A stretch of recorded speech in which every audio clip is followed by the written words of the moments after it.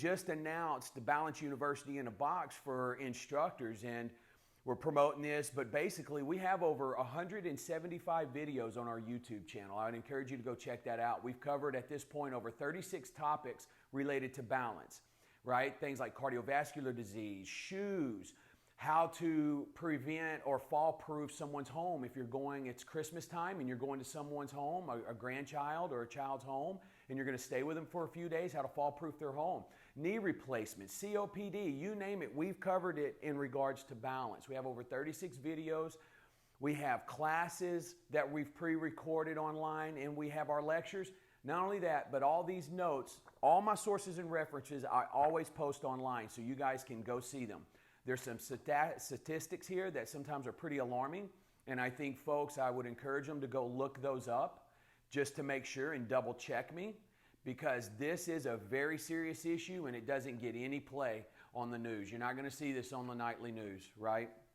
So I want to make sure that that information is available. And so these instructors, for $75 a month, they're going to get access to all that, and we're going to take Balance University out to the masses. So yeah, we're moving along. Florida Blue just ordered 40 books from us. So good stuff, man. Yes. Biggest sale since COVID. So today, we're going to cruise through it. We're going to talk about osteoporosis.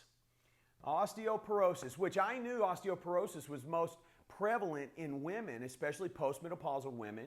What I didn't know is that if you had a hysterectomy early on, maybe in your 40s or 50s, you were prone to osteoporosis.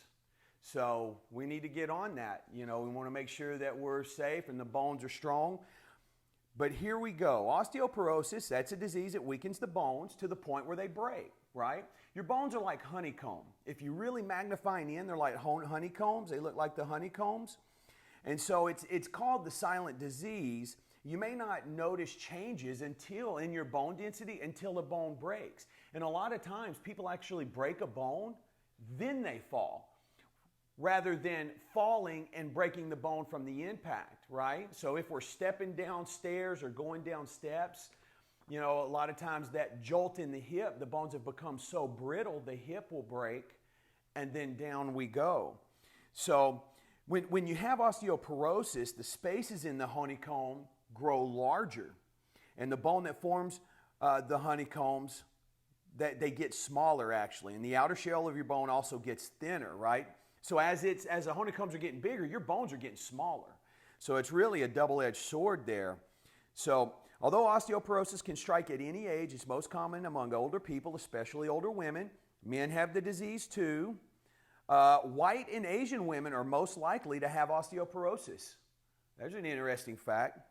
And other women are at great risk include if you have a family history of osteoporosis, you've broken a bone after the age of 50, you had surgery, hysterectomy, or early menopause. If you're not getting enough calcium and vitamin D, we just went through COVID. Vitamin D has been on my radar for years because taking high levels of vitamin D, research shows that most people that take vitamin D in high doses, spend a lot of time outside, fall less.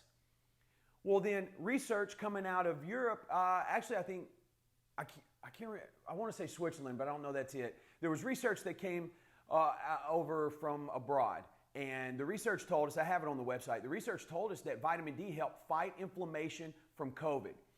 And I thought this information was great. You guys remember, I took a video of our news and put it on there, and then I posted it to the YouTube channel, and it was removed.